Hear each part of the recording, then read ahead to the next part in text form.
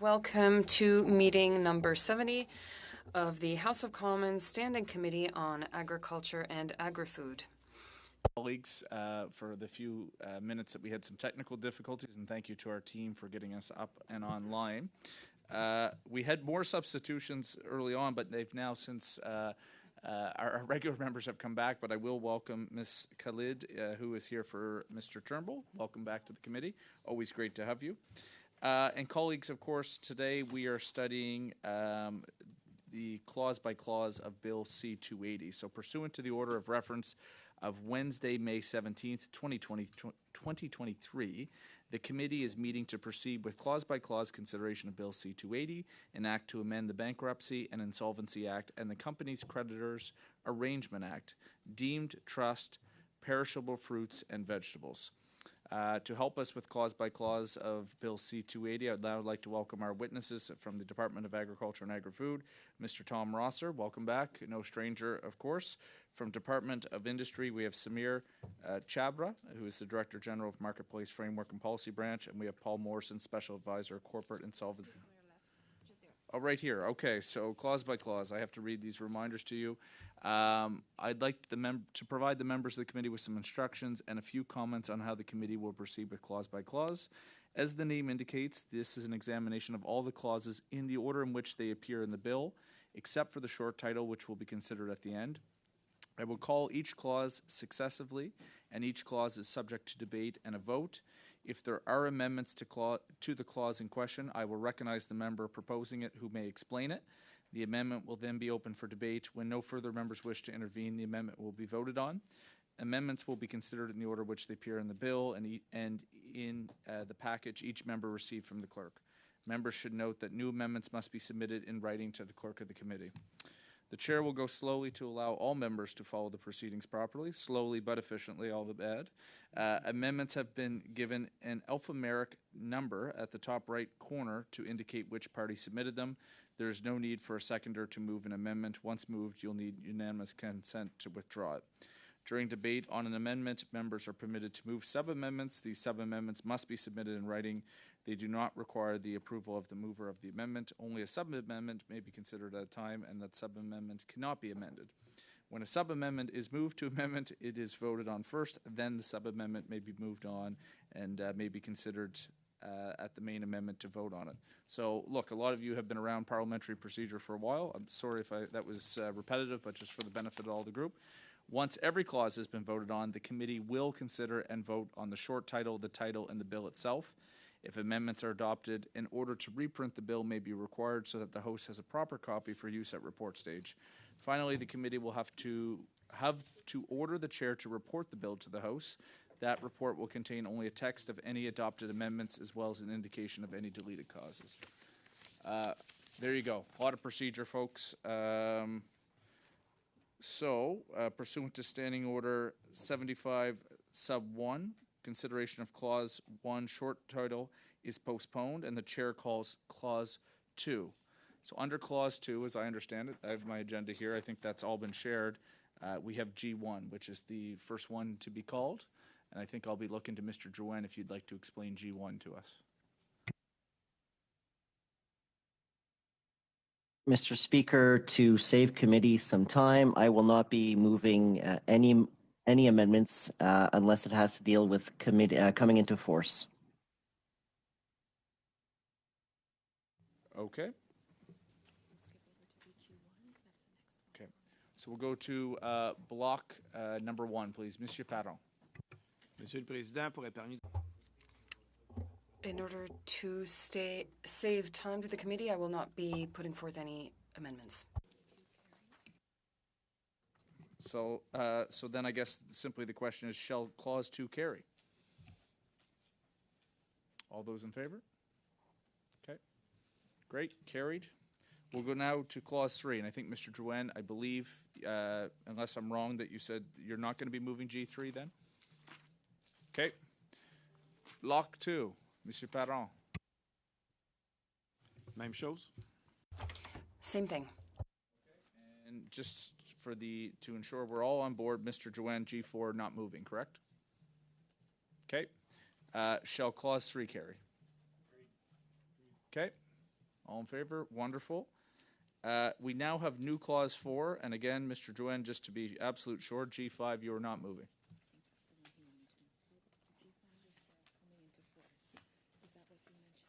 So I'm just getting some advice here from my legislative analysts.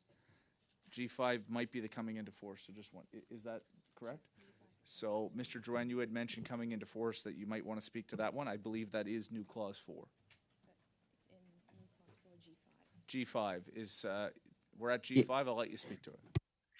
Yes, I'd like to. Well, first I can read it for the for those of us who don't have it in front of them.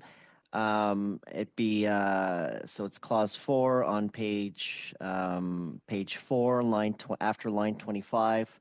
The coming into force 12 months after royal assent. This act comes into force on the day that, in the 12th month after the month in which it receives royal assent, has the same calendar number as the day in which it received royal assent, or if that the 12th month has no day with that number, the last day of that 12th month.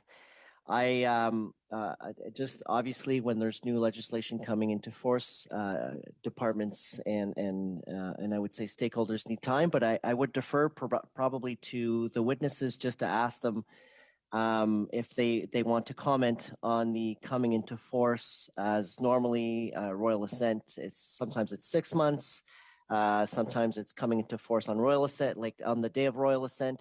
So I've just asked the witnesses perhaps to comment why this might be important.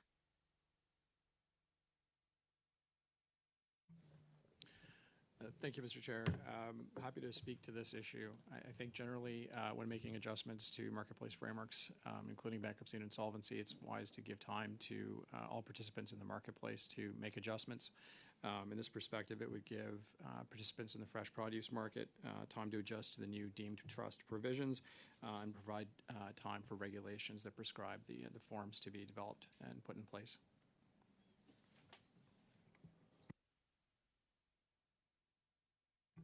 Okay. Colleagues, I don't know if there's any further discussion that's needed. Mr. Barlow? Thanks, Mr. Chair, and I appreciate the comments from our witnesses and certainly from Mr. Drouin. But we have been working on this for many years. I think our stakeholders know it's coming. There will be yet months of work that needs to be done on the regulations before comes royal assent. I would not support the 12-month coming into force. I would not support the amendment.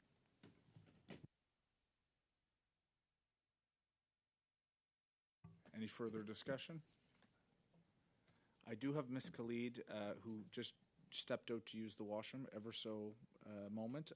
I told her to go on the basis that I thought we were going to be in smooth sailing. I don't want to disrupt the committee, but I think procedurally it would be fair to let her come out, or if necessary, if we're going to really call it, I know people might have other things to say. Go ahead, Mr. Lewis. No, I just wanted to ask, what is there a standard? Is there a standard for 6 months would be a standard, 12 is long, and also day of royal assent as long as, maybe I could ask the witnesses through you, Chair, is there a standard time?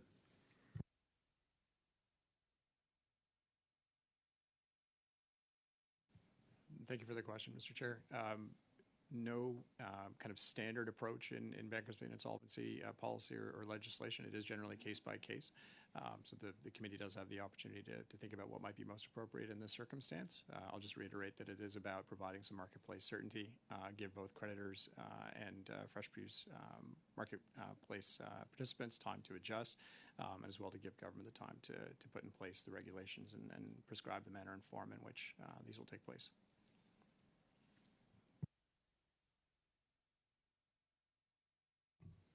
Any other further discussion?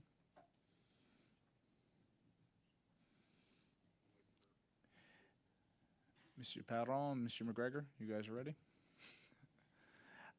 Look, I don't want to be unfair to Miss Khalid. I'll give her a moment, or otherwise we'll just give it a moment or two. So.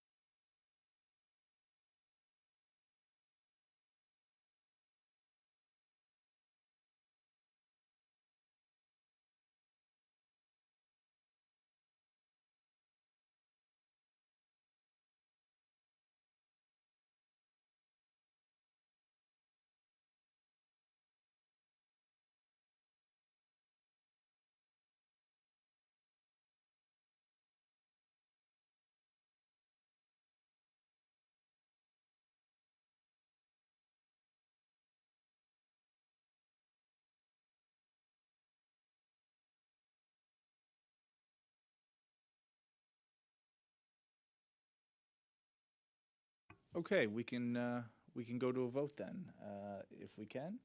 Ms. Clerk, can you help me with that vote, please? We'll take a recorded division. Monsieur Drouin, En faveur. Mr. Lewis, In favor. Mr. Leroy, In favor. Ms. Khalid, In favor. Ms. Valdez, In favor. Mr. Barlow, Opposed. Monsieur Leroux, Contre. Madame Rude, Opposed. Mr. Stanley, Opposed. Monsieur Perron, Monsieur McGregor, Opposed.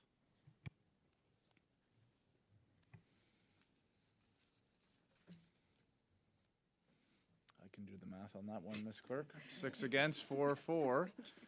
If Mr. McGregor had told me that, we could have just moved right ahead, but that's okay. That's great. So I guess G5 does not carry, and what does that mean for us now?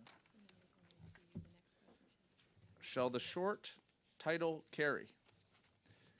Okay, I've got Mr. McGregor. Do we now have to vote on the clause itself? Because that was a vote on the amendment, right? So it was a new clause, and it was not. It was an amendment, but do we now vote on the clause as unamended? So clause 4, you mean? Yeah, that's my question. I don't know. My folks are telling me that that's not necessary, but thank you. So I guess we'll continue. Shall the short title carry? All in favor? Okay, great. Shall the title, I guess I assume I go next. Shall the title carry? Okay, wonderful. Shall the bill as amended carry?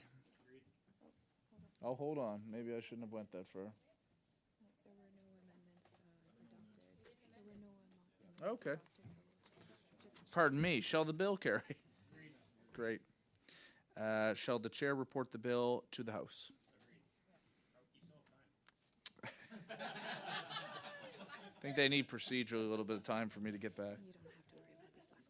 Okay. So, thank you, colleagues. I'm a little bit awkward because this is very procedural, and you know I'm very laissez-faire. But there you go. Good job, everyone. That bills will be reported back to the House.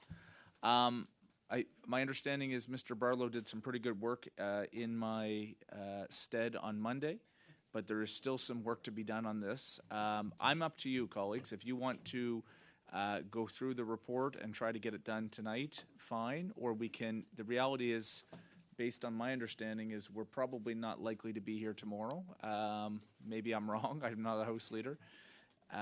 So this isn't going to get tabled till September anyway. So if you want to take some months over the summer to see how we can pare it down and make it even better, I'm all for it, but it's really up to you. Mr. Barlow. Thanks, Mr. Chair, and thanks to the committee for working well together in your absence on Monday. But looking through the version 2 and maybe another more deeper glance over the recommendations, we're now at 33 recommendations, and I know we talked initially about trying to pare this down. Significant new amendments were also added regarding neonicotinoids and bees. I would prefer that to have us a little bit more time to look at this and try and pare down these amendments, which I don't think we can do today. I would suggest, my suggestion only is that our teams go back, we find ways to try to amalgamate some of these amendments. Some of them are fairly close. I would just, my preference, Chair, would be to take this back. It's not going to happen anywhere between now and September, unfortunately, despite our best efforts, and try and pare this down into something that's a little bit more manageable. We now have almost as many amendments as we do pages in the report, and I just don't think that's constructive, I guess, would be my opinion. And thank you to our witnesses. My apologies, I should have done that sooner, but thank you for your respective work for the government. And there you go. Monsieur Perron. Oui.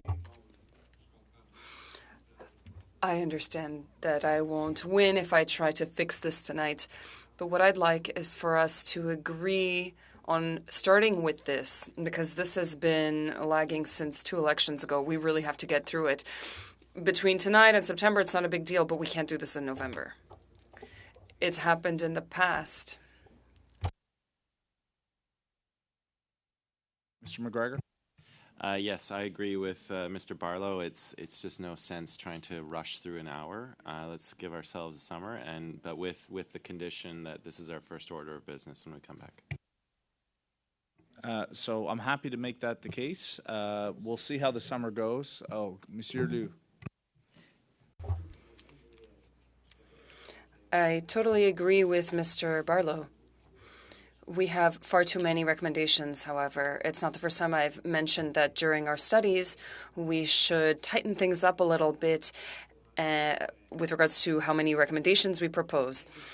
I'll be very generous, but we should have about 15, but I think 30 is a bit much, and I don't think it makes us very efficient. Oui, je suis d'accord. I do agree. The committee members agree. So look, if we need to this summer, I can always call a subcommittee, I believe, to be able to discuss business. But otherwise, I will come ready when Parliament resumes our first meeting up. This environmental report will be on the docket. And then we can have discussions if we need to plan out our schedule. Indo-Pacific, of course, is extremely important. We want to make sure that we move and don't delay that any further. There might be some legislation referred to our committee, etc. But we will lead with this. Monsieur Parent. I invite you to take advantage of the time we have left to look over this and to take away some recommendations or merge some of them, and let's talk amongst ourselves before we get back just to improve the efficiency of this committee. Right, well, I think we're all in agreement, colleagues. Look, Mr. McGregor, I'll go to you, and then if we have no other business, what I'll make sure is that this is the first thing on our agenda, and we can discuss how we would maybe perhaps go between, as we've done in the past, between finishing environment and getting started Indo-Pacific as we move to the fall. But go ahead, Mr. McGregor. Yeah, I just wanted to just take this moment, Mr. Chair, to thank you, to thank our clerk, thank our analysts, and I hope all colleagues have a great summer, and we come back restful and ready. Wonderful. Thank you very much. And yes, let me echo that to our wonderful clerk and to our assistants. I won't leave before, but let me just, while I'm on the topic, to our technical team. But Stephanie came in new as a clerk, but she's done a tremendous job, I can say that. And our analysts are, yeah. Our analysts are old hat, but they're also very good as well. So thank you so much. Monsieur Liu. Question, Mr. Chair. Have we had an answer to the letter that we sent to our immigration minister, Mr. Fraser? So I'll reference our clerk on that. I think no, but I do. But what I've said. What I have said to this committee before is that the deputy minister, from my understanding, and officials have committed to coming. So if we're serious about getting the questions answered, I do think the committee can take up. The deputy minister, Ms. Fox, is tremendous. I've seen her appear before parliamentary committees. I'm sure she can get the answer, and being very close to the flame, I'm sure she could be accountable to this committee. But I don't know if Mr. Fraser has been available. I don't think that has been the case yet. Am I correct, Madam Clerk? Okay. I had Ms. Rood, I had Mr. Barlow, and then I had Mr. Padron. Thank you, Chair. I just wanted to take a quick opportunity to thank all of the staff that work so hard for us on these reports, and thank you to the committee members for getting Bill 280 passed. I know our fruit and vegetable farmers will be happy to see this go back to the House, and it's great to be able to work together to get something done. So congratulations, team. Mr. Barlow. Well, now that I didn't think we had to thank everybody, but no, I would just ask if to the chair. I think you're right in that maybe a subcommittee meeting in the summer. That I would just ask all of us with this environment study. Let's make a concerted effort to try and whittle down these recommendations between the 4 or 5 of us, so we don't come back in the fall and meeting one and just start like, here we go, let's start right now. Again, to be efficient, maybe we can just commit to one another to start sharing some of these ideas over the summer and get her done. Wonderful. And thank you to all of everyone. Thank you, Mr. Barlow. Mr. Padron. I'm always very moved when John agrees with me. I'm really filled with emotion. I would also like to help all of our staff because even though Francis and I have some disagreements, doesn't happen often, but it does every once in a while, we are all MPs working for the good of agriculture and agri-food, and I do think it makes a difference in the House of Commons. And then with regards to interpreters, agri-food is very complex. There's a lot of technical vocabulary, and I thank them heartily for their exceptional work. And they know that they can always tell me in my ear that there is something that's not working, and I will take care of it very quickly. So thank you very much to all the staff, and I just hope that Corentin will never say no to me again. It's only happened once. Look, we'll all second that, Mr. Parent. I know when I try to work on my French, our translators do a great job, and even my English, being a maritimer, sometimes I'm sure it's hard for them to keep up with me, but thank you to our translation team. Colleagues, the last thing I'll say is just what has already been said, which is we do have a good collaboration on this committee. I think it is a bit symbolic of how this place should operate at the best of times, and let's keep up the good work. So the only thing on subcommittee, John, is that it will have to be in person if we do it. But let's do this. I have all your numbers. We can keep in touch over the summer. I know what my first bit of business is in September, which is the environmental report. If we really feel the need to do subcommittee, we can. But if not, we can, I'm sure, manage just even by having a conversation amongst colleagues. So we will see you in September. Enjoy your summer. Enjoy your time with your family and your constituents. All right, meeting adjourned.